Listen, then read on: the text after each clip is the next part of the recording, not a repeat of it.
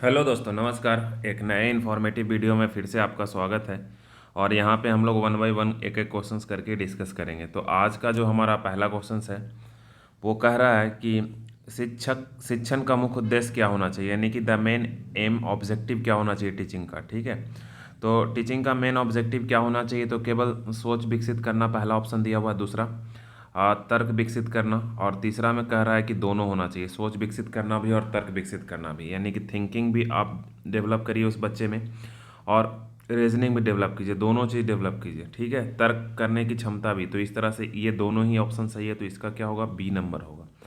इसके बाद हम नेक्स्ट अगर हम लोग बात करें तो हमारे पास आज का सेकेंड क्वेश्चन है। सेकेंड क्वेश्चन कुछ ऐसा है, कह रहा है कि एक प्रभावी शिक्षक वह है जो कर सकता है, क्या कर सकता है। तो पहला ऑप्शन इसमें कह रहा है कि कक्षा को नियंत्रित, तो ठीक है भैया, मान लेते हैं पहला। दूसरा, छात्रों को सीखने के लिए प्रेरित, और तीसरा कह रहा है कि करेक्ट द असाइनमेंट, यानी कि जो दिया गया कार्य है, ठीक है, उसको सही सही करवाने में और कम समय में अधिक जानकारी। तो आप खुद ही सोच रहे होंगे कि सबसे अच्छा टीचर वही हो सकता है जो छात्रों को क्या कर सके, मोटिवेट करे। इस तरह का ही क्वेश्चंस बार बार आते हैं। तो छात्रों के सीखने के लिए जो मोटिवेट करता है जो टीचर, तो जब वो छात्रों को सीखने के लिए मोटिवेट करेगा तो मतलब छात्र अगर उसके क्लास में सीखने वाले रहेंगे तो क्लास अपने आप कंट्रोल हो जाएगा, असाइनमेंट भी करने लगेंगे। ठीक है, जब क्लास शांत रहेगा, एक मतलब अच्छे मैनेज्ड वे में चलेगा, तो वो ज़्यादा जानकारी भी प्रोवाइड करा सकता है क्लास में। यानी कि सब जो है इसमें, अगर ये आप कर रहे हैं, बच्चा आपके क्लास में सीखने के लिए उत्सुक है, तो आप हर एक काम अच्छे से कर सकते हैं। तो इसके बाद हम लोग नेक्स्ट क्वेश्चंस पे चलते हैं। तो नेक्स्ट क्वेश्चन है हमारा, ये तीसरा क्वेश्चन है आज का, कह रहा है कि उच्च शिक्षा स्तर पर शिक्षण का मुख्य उद्देश्य होना चाहिए, the main objective of teaching at higher education level should be, क्या होना चाहिए। तो पहला कह रहा है कि नए जानकारी देना हाई लेवल पे। इसके बाद छात्रों को परीक्षा पास करने के लिए तैयार करना, तो ये तो सरासर गलत हो गया। नेक्स्ट वन है नेक्स्ट वन है कि निर्णय लेने की क्षमता विकसित करना, तो इसको भी हम लोग अभी रखते हैं। फर्दर आगे कह रहा है कि छात्रों को व्याख्यान के दौरान प्रश्न पूछने के लिए प्रेरित करना। तो देखिए, ये पहला कह रहा है उच्च शिक्षण स्तर पे बात कर रहा है, ठीक है, तो नई जानकारी देना, तो हम जानकारी तो देंगे ही, बात बिल्कुल सही है। निर्णय लेने की क्षमता विकसित करना या छात्रों को व्याख्यान के दौरान प्रश्न पूछने के लिए प्रेरित करना। तो देखिए, अगर छात्र में निर्णय लेने की क्षमता विकसित हो जाएगी, हायर लेवल पे क्या करते हैं, सीखते नहीं हम, वो क्या करते हैं, जब हायर एजुकेशन में आपको निर्णय लेने की क्षमता क्या किया जाता है, विकसित किया जाता है, क्योंकि अब आप बच्चे तो नहीं रहे। जब आप में निर्णय लेने की क्षमता आ जाएगी, ठीक है, तो आप अधिक प्रश्न भी पूछ सकते हैं, नई जानकारी भी आप इकट्ठा कर सकते हैं, सब कुछ कर लग सकते हैं। तो यहाँ पे क्या रहा है, उच्च शिक्षा स्तर पे मुख्य उद्देश्य ये होना चाहिए कि आपको निर्णय लेने की क्षमता विकसित करा जाए। मान लो कि आप आगे चल के टीचर बन जाओगे तो पूरे एक क्लास को कोऑर्डिनेट करोगे, तो जब तक आप में निर्णय लेने की क्षमता नहीं होगी, निर्णय लेने की क्षमता नहीं होगी, तो फिर आप बच्चों को कैसे हैंडल कर पाएंगे। तो इसका जो आंसर होगा वो निर्णय लेने की क्षमता को विकसित करना। नेक्स्ट वन क्वेश्चन है हमारा कि 24 है कि एक शिक्षक अपने छात्र के साथ तालमेल स्थापित कर सकता है, कैसे आप स्थापित कर सकते हैं, तो आपका खुद ही सोचिए।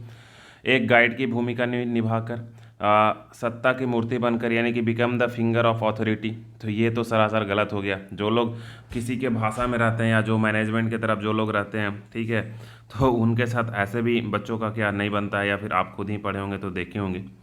कह रहा है छात्रों के लिए एक मित्र के रूप में, तो ये भी चलिए हम कुछ देर के लिए मान लेते हैं कि ये भी क्या हो सकता है क्वेश्चन। नेक्स्ट वन है ज्ञान और कौशल के साथ साथ छात्रों को प्रभावित करके, तो आप खुद ही अब तक समझ गए होंगे कि इसमें सबसे अच्छा आंसर ये है, डी नंबर, कि आप ज्ञान और छात्र कौशल तो आप में होना चाहिए। छात्र अपने आपके अंदर जो ज्ञान है और कौशल है उससे आप छात्रों को प्रभावित अगर करते हैं तो छात्र आपके साथ अच्छे से तालमेल क्या करते हैं, बिठाते हैं। नेक्स्ट वन अगर हम बात करें क्वेश्चंस की, तो ये हमारा है कि शिक्षा एक शक्तिशाली साधन है। हाँ सही है, कैसे, क्या करने के लिए, तो सामाजिक परिवर्तन का, सांस्कृतिक परिवर्तन का, व्यक्तिगत व्यक्तिगत परिवर्तन का उपयुक्त सभी, तो सभी चीज़ का साधन है, इसमें बहुत ज़्यादा डिस्कशन का ज़रूरत नहीं है, आपको पता है। नेक्स्ट वन है मूल्य शिक्षा महत्वपूर्ण है, वैल्यू एजुकेशन इज़ इम्पॉर्टेंट, क्यों है। वैल्यू एजुकेशन का मतलब किसी को रिस्पेक्ट वगैरह से रिलेटेड है ये। तो वांछनीय गुणों को समावेश के लिए, यानी कि इंक्लूजन ऑफ विट्रस, बहुत तरह के गुण आप में आ जाए इसलिए। एक छात्र को स्वस्थ बनाने के लिए चलिए भी मानते हैं कुछ देर के लिए, एक छात्र को नौकरी दिलाने के लिए, तो ये तो सरासर गलत हो गया। शिक्षा सिर्फ नौकरी देने का उद्देश्य तो शिक्षा का नहीं होता है। व्यक्तिगत स्वभाव का विकास, तो हाँ, मूल्य शिक्षा मतलब व्यक्तिगत आप में स्वभाव का क्या, all around development in personality. ठीक है, वैल्यू बेस्ड एजुकेशन का मतलब ही यही होता है कि all around development in personality, यानी कि व्यक्तित्व का सर्वांगीण विकास। जब कभी भी आपको हिंदी से आंसर समझ में ना आए तो आप तुरंत से इंग्लिश का ऑप्शन जरूर से पढ़िएगा। जब आप इंग्लिश का आंसर पढ़िएगा तो आपको आंसर में बहुत ज़्यादा क्लैरिटी आएगी, ये बात आपको क्या करना, ध्यान रखनी है। नेक्स्ट वन अगर हम आगे बात करें तो आगे हम लोग बात करते हैं 27 में, तो कह रहा है कि निम्नलिखित में से कौन सीखने वाले को अतिक्रिया करने की अधिक स्वतंत्रता है। Which one the following give more freedom to learner to interact, यानी कि आपस में कौन सा निम्नलिखित में से चीज़ है जो बच्चों को एक दूसरे से क्या करवा सकते हैं, इंटरैक्शन करवा सकते हैं। ठीक है, तो आप बताइए कि किस में ज़्यादा इंटरैक्शन होता है। पहला, फिल्म दिखाकर, जिसमें आप ज़्यादा सीख सकते हैं ना। आप ज़्यादा कब सीखते हैं, तो फिल्म जब आप देखते हैं तब सीखते हैं। ठीक है, लेक्चर जब आपको कोई टीचर आपको लेक्चर आके देखता है तब आप सीखते हैं, स्मॉल ग्रुप डिस्कशन से, या टीवी पर देशव्यापी कार्यक्रम से। तो आप खुद ही समझ रहे हो कि जब आप छोटे छोटे ग्रुप में ज़्यादा चर्चा करते हैं तो आप बहुत ही अच्छे से सीखते हैं। तो इसका आंसर क्या होगा कि छोटे छोटे ग्रुप में चर्चा। जब आप छोटे छोटे ग्रुपों में क्या करते हैं, चर्चा करते हैं, तो किसी भी चीज़ को आप ज़्यादा अच्छे तरह से क्या करते हैं, सीखते हैं। तो इसका आंसर क्या होगा, सी नंबर। नेक्स्ट वन है दोस्तों 28 नंबर कि एक प्रभावशाली कक्षा वातावरण मूल तत्व है, यानी कि कक्षा वातावरण मूल तत्व कहने का मतलब कि एक क्लास में एक इफेक्टिव इन्वायरमेंट हो, अच्छा इन्वायरमेंट हो, वातावरण हो। तो इसमें तो आप आंसर समझ ही गए होंगे, इसमें बताने का कोई ज़रूरत नहीं, आप ऑप्शन पढ़िए पॉज करके, और इसका आंसर ये आएगा। ठीक है, लाइव स्टूडेंट टीचर इंटरेक्शन, जब टीचर और छात्रों के बीच क्या होता है, सही से बातचीत होता है, तभी क्या हो सकता है, प्रभावशाली कक्षा है वो। ठीक है, आप स्ट्रिक्ट डिसिप्लिन रखिएगा तो बच्चे सीख नहीं पाएंगे। पिन ड्रॉप साइलेंस में भी ऐसा थोड़ी है, डर से हो सकता है। तो ये सारे का डिस्कशन मैं पहले के वीडियो में कर चुका हूँ, बस यहाँ पे आंसर देखिए। मैंने पिछले साल का जो 20 लेक्चर हमारे चैनल पे पढ़ा हुआ है उसको आप ज़रूर से देखिए, वहाँ से आपको सारा बेसिक कंसेप्ट क्लियर हो जाएगा, और फिर आप एग्ज़ाम में बहुत अच्छे से मार्क्स, यहाँ पे 25 जो क्वेश्चंस आएगा उसमें मैक्स मोर देन अबव 20 आप करके ले जाइएगा, ये मैं गारंटी दावे के साथ करता हूँ। तो आप पढ़ाने का और क्वेश्चंस का कलेक्शन आप हमारे चैनल्स पे देखते होंगे, तो उसके हिसाब से मैं ये बताता हूँ। पिछले बार भी बहुत से बच्चे करके ले गए थे, तो ये ऑलरेडी सबके द्वारा किया हुआ है, तो इसमें आपको बहुत ज़्यादा कंफ्यूज होने की ज़रूरत नहीं है।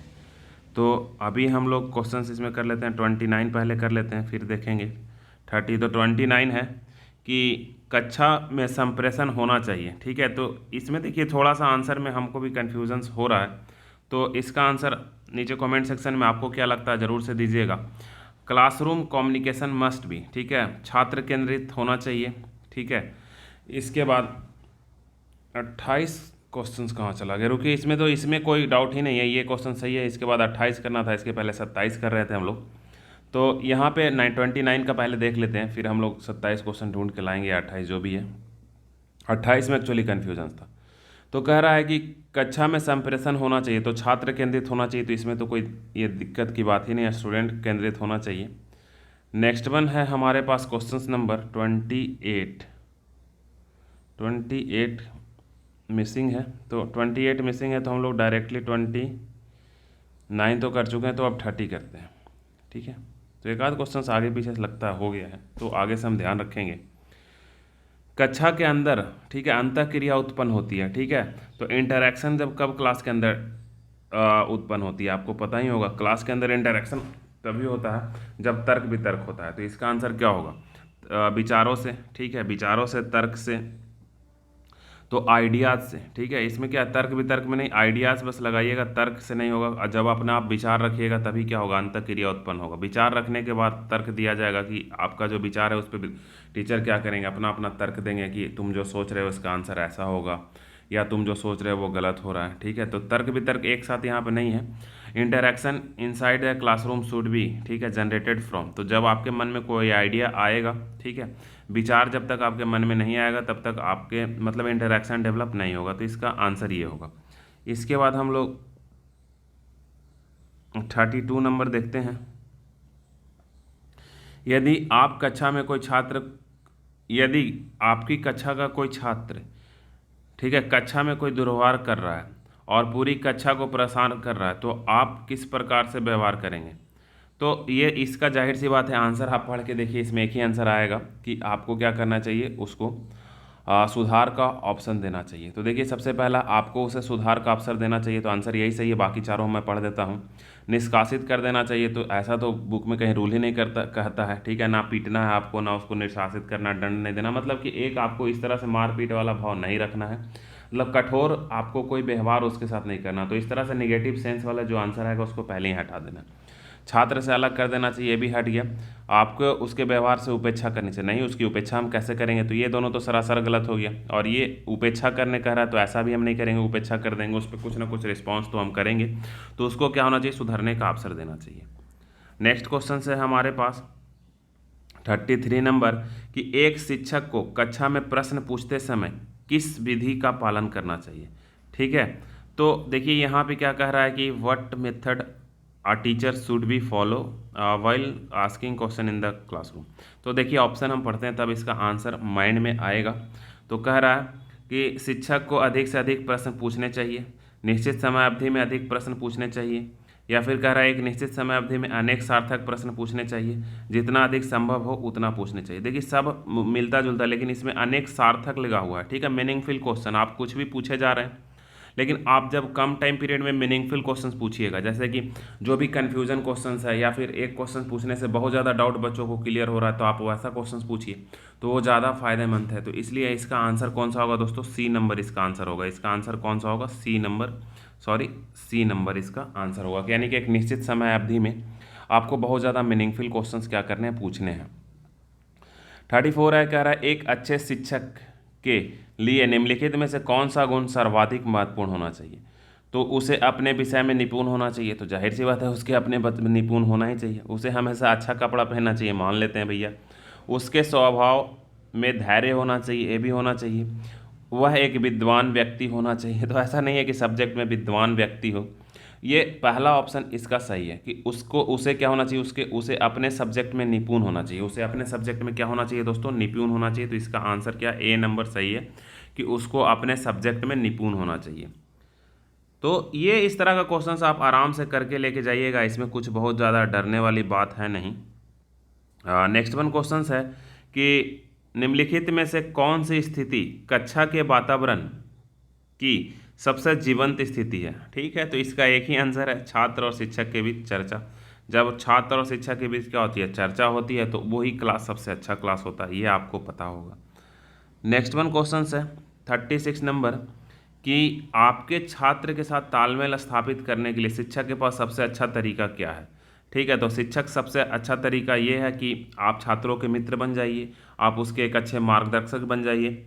शासक बनकर तो एक तो सनासन ये सर गलत हो गया, और तानाशाह बनकर ये भी गलत हो गया। तो दोनों में कौन सा सही है, बी सही है। मित्र बनकर भी हम टीचर हैं, तो जाहिर सी बात है उसके साथ बहुत ही ज़्यादा फ्रेंडली नहीं हो सकते हैं, तो हम क्या अच्छा मार्गदर्शक बनकर उसके दोस्त मार्गदर्शक जब आप अच्छा बनिएगा, तो वो बातों अपने आपको आपसे अपनी बातों को भी वो क्या करेगा, शेयर करेगा। तो उसमें थोड़ा आप मित्र की भी भूमिका निभा सकते हैं, लेकिन सिर्फ और मित्र बन के आप एक अच्छा तालमेल उसके साथ स्थापित नहीं कर सकते हैं जिसमें अध्यापक का भी भाव हो, ठीक है, यानी कि टीचिंग का भी भाव हो। तो ये भी आपको क्या करना है, ध्यान रखना है। नेक्स्ट वन अगर हम बात करें 37 पे दोस्तों, तो 37 नंबर क्वेश्चन हमारा क्या कह रहा है कि निम्नलिखित में से कौन सी स्थिति शिक्षक के लिए सबसे चुनौतीपूर्ण है।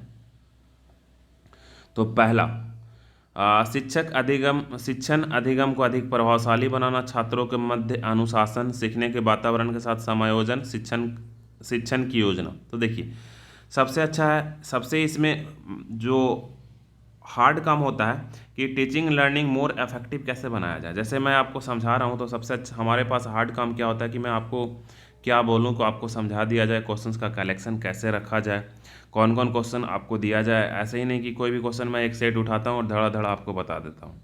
मैं पहले क्वेश्चंस को पहले सेलेक्ट करता हूँ, उसको पहले उसका जो आंसर इसमें है उसमें मैं पहले विचार करता हूँ, फिर मैं देखता हूँ कि सही है कि नहीं, फिर मैं सोचता हूँ कि अच्छा इसको बताने के लिए क्या मतलब उसको सबसे पहले मैं एक बार खुद से पढ़ लेता हूँ आंसर को, ताकि हमारे माइंड में कुछ आइडियाज़ डेवलप हो जाए कि इसको बताने के लिए ये टेक्निक यूज़ करा जा सकता है।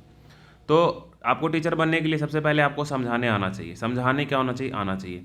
आप सीधा ऐसा सोचिए आज थोड़ी ज़्यादा बात मैं कर ले रहा हूँ, लेकिन आप थोड़ा ऐसा सोचिए कि एक टीचर आपके क्लास में आता होगा और उसके बारे में आप जानते होंगे कि ये पिछले साल टॉपर रहा था या 5-6 साल पहले टॉपर रहा था, लेकिन वो आपको पढ़ा नहीं पाता है, ठीक है, वो बोर्ड पे सही से लिख भी नहीं पाता है। या आप खुद ही अपने आप को सोचिए कि आपको आता सब कुछ है, लेकिन जब आप बोर्ड पे लिखने के लिए जाते हैं तो आप पाते हैं कि लिख ही नहीं पा रहे हैं, ठीक है, या फिर आप उसको समझा ही नहीं पा रहे हैं। इसका मेन कॉज होता है कि आप घर से प्रिपेयर करके नहीं जाते हैं कि आपको कैसे बोलना है वहाँ पे, ठीक है, या कैसे आपको कोई चीज़ को प्रेजेंट करना है। तो अगर आपको कोई चीज़ को अच्छे से प्रेजेंट करने आ रहा है तो आप ऑब्वियसली क्या होगा, बहुत अच्छे टीचर बन जाएंगे। तो आप अगर हमारी बातों से सहमत है तो नीचे कमेंट सेक्शन में ज़रूर लिखिएगा कि आप कभी किसी को पढ़ाए हैं तो आप ऐसा फील, कैसा आपको फीलिंग आया था पहली बार। तो ये 37 हो गया। 37 के बाद 38 में अगर हम बात करें दोस्तों, तो 37 के बाद हम 38 में अगर बात करें तो कह रहा है कि जब आपकी कक्षा का कोई छात्र कक्षा में अक्सर प्रश्न पूछता है तो शिक्षक का व्यवहार कैसा होना चाहिए। तो कभी कभी क्या होता है कि कोई बच्चे होते हैं वो परेशान करने के लिए भी प्रश्न पूछने लगते हैं, या कभी कभी क्या होता है कि कोई बच्चे जानबूझकर पूछते हैं, तो वो सब चीज़ आपको केयर करना पड़ता है। तो यहाँ हम ऑप्शन पहले पढ़ते हैं और देखते हैं कि जब आपकी कक्षा में कोई छात्र अक्सर प्रश्न पूछता रहता है, ठीक है, तो अब देखिए कोई छात्र अक्सर प्रश्न पूछेगा तो क्या होगा कि जो कोई हर एक बच्चे को तो सब कुछ आता है, कुछ बच्चों को बहुत कुछ नहीं आता है, कुछ बच्चों पहले से पढ़ते हैं, यानी कि कक्षा में हर एक तरह के बच्चे बैठे हुए रहते हैं, तो अक्सर वो प्रश्न पूछने लगता है कोई बच्चा। तो क्लास में बच्चे क्या होते रहते हैं, इरिटेट होने लगते हैं, जैसा कि आप लोग अपने क्लास में फील किए होंगे। एक आध बच्चा ऐसे होते हैं क्लास में कि वो हर एक छोटे बात पे उसके मन में एक डाउट आ जाएगा, ठीक है, तो उस तरह से बच्चे में क्या होता है, इरिटेशन क्रिएट हो जाता है। आप खुद भी अपने आप को फील करके देखिए। तो यहाँ पे ऑप्शन हम पढ़ते हैं कि कक्षा के बाद छात्र को हम बुलाएंगे और उसको समझाएंगे, प्रश्न पूछने के लिए छात्र को प्रोत्साहित करेंगे, ये भी चलिए सही है, मान लेते हैं। छात्र को प्रश्न स्वयं हल करने के लिए उसको प्रोत्साहित करेंगे, ठीक है, और उसे बार बार प्रश्न पूछने की मना करेंगे, ठीक है। तो देखिए ये चारों में सबसे ज़्यादा सही हमको आप ये ए लग रहा है। इसका आंसर हम एग्जैक्ट एक्यूरेट नहीं है, तो आप खुद ही इसमें विचार कीजिएगा। इसमें हमको आंसर क्या लग रहा है, ए लग रहा है कि बच्चों को हम छात्र को बाद में बुलाएंगे और हम उसको बताएंगे कि तुम्हारे मन में अगर इतना डाउट आता है तो हमसे थोड़ा अलग पूछ लिया करोगे। या सी भी इसका आंसर हो सकता है कि छात्रों को हम क्या करेंगे, स्वयं से उसका हल करने के लिए क्या करेंगे, प्रोत्साहित करेंगे। और ऐसा हम तभी करेंगे जब हम उसको बाहर से बुलाएंगे, क्लास में तो उसको समझा नहीं सकते हैं उतना डिटेल में। तो अगर वो बार बार कुछ प्रश्न पूछ रहा है तो उसको हम लोग पहले मोटिवेट करना पड़ेगा, उसको उसका माइंड थोड़ा, माइंड का सेटअप जो है, यानी माइंड प्री सेटेड माइंड है, उसको थोड़ा चेंजेस लाना पड़ेगा। तो इसको हमको अलग से बुला के उसको समझाना पड़ेगा कि इस तरह से इफेक्ट आता है क्लासेस में, तुम अलग से पूछोगे या खुद से सोचोगे, अगर नहीं डाउट हो तो फिर अगर क्लियर नहीं हो तो फिर आप हमसे आगे कंसल्ट कर सकते हो। यानी कि ओवरऑल ए भी इसका आंसर हो सकता है, सी भी हो सकता है। हम तो ए के साथ जा रहे हैं, आप सी के साथ भी जा सकते हैं अगर आपको लगे तो। 39 है कि यदि आपके छात्र पढ़ाई में रुचि नहीं ले रहे हैं तो आप क्या करेंगे, what will you do if your students do not taking strain, ठीक है। तो हम उसका क्या करेंगे, कारण जानने का प्रयास करेंगे, ठीक है। आप अपने शिक्षण और अधिक रोचक बनाने का प्रयास करेंगे, ठीक है, ये भी बात है। आप स्थिति को अनदेखा करेंगे, आप अपने शिक्षण विधियों में बदलने का प्रयास करेंगे। तो देखिए ये वाला ऑप्शन और ये वाला ऑप्शन तो एक ही जैसा हो गया, ठीक है।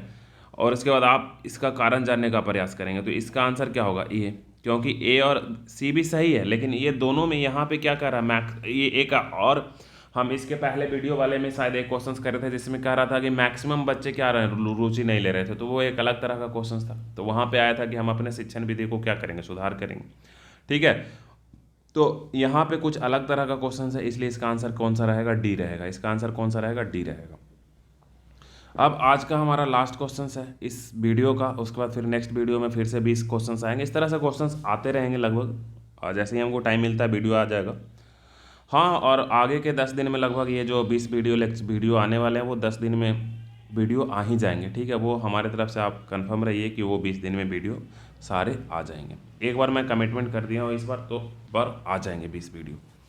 तो आज का लास्ट क्वेश्चन के साथ हम चलते हैं कि एक छात्र पूछे गए प्रश्न उत्तर देने में सक्षम नहीं है, ठीक है। यदि छात्र पूछे गए प्रश्न का उत्तर देने में सक्षम नहीं है तो इस स्थिति में एक शिक्षक को क्या करना चाहिए। If a student is not able to answer a question then what should do a teacher. यानी कि आप क्या करें, एक शिक्षक हैं और आपने क्या करे हैं, एक उससे क्वेश्चंस पूछे हैं और आप वो आंसर नहीं दे पा रहे, तो आपको क्या करना चाहिए।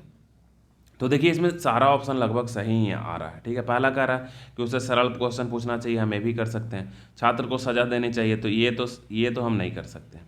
कह रहा है प्रश्न को दूसरे छात्र को इंगित करना चाहिए, हम ये भी कर सकते हैं दूसरे छात्र की तरफ भी। तीसरा कह रहा है कि छात्र को बैठने को कहना चाहिए और प्रश्न को स्वयं उत्तर बता देना चाहिए। तो देखिए ये ज़्यादा ये पेडागोगी के हिसाब से ये आंसर ज़्यादा सही आ रहा है, क्योंकि देखिए अगर एक्चुअली कोई नया क्वेश्चन आप पूछ दिए हैं तो और वो नहीं बता पा रहा है, तो अगर आप दूसरे छात्र की तरफ उसको कर देते हैं तो इससे होता क्या है कि वो छात्र थोड़ा अपने आप को डल फील करने लगता है, उसको लगता है कि अच्छा मैं नहीं बता पाऊँ।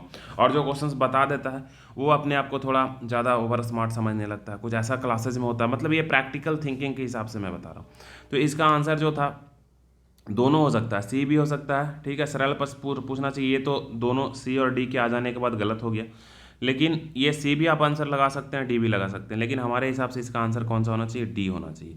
तो ये देखिए इस तरह के आप क्वेश्चंस में, इसलिए मैं बोलता हूँ कि 25 क्वेश्चंस में आप क्या करेंगे, 20 से ज़्यादा सही कर पाएंगे, क्योंकि बोर्ड जो आंसर देता है और आप जो आंसर देते हैं, दोनों के सोचने में के क्राइटेरिया में अगर थोड़ा सा भी डिफरेंस हुआ तो आंसर या तो बोर्ड का गलत हो जाएगा, नहीं तो आपका गलत हो जाएगा। इसलिए 25 में 25 आप सही करके नहीं आ सकते हैं, क्योंकि जो क्वेश्चंस बनाया है वो भी वही बात सोचकर उसका आंसर बनाया है। तो और आप जो सोच रहे हैं वही सोच रहे हैं, ऐसा होता जनरली कम है। तो पिछले बार जो हमारे चैनल पे मैक्सिमम बच्चे थे वो मैक्सिमम लोग 20 से ज़्यादा ही कर लिए थे, मार्क्स ले आए थे, ये एक फैक्ट है। तो आप इस बार अगर ये सारा 20 वीडियो पहले का पढ़ा और 20 इस बार का पढ़ा है, तो 40 अगर देख के जा रहे हैं, तो कोई भी आप इंडिया भर में बीएड एंट्रेंस एग्जाम दे रहे हैं तो ऑब्वियसली आप जितना क्वेश्चंस आ रहा है उसका आप 90% करके चले जाइएगा। तो इस क्वेश्चंस लेक्चर में इतना ही, फिर मैं एक नए लेक्चर के साथ आपसे मिलता हूँ। तब तक के लिए दोस्तों धन्यवाद, फिर मैं नए लेक्चर में मिलता हूँ।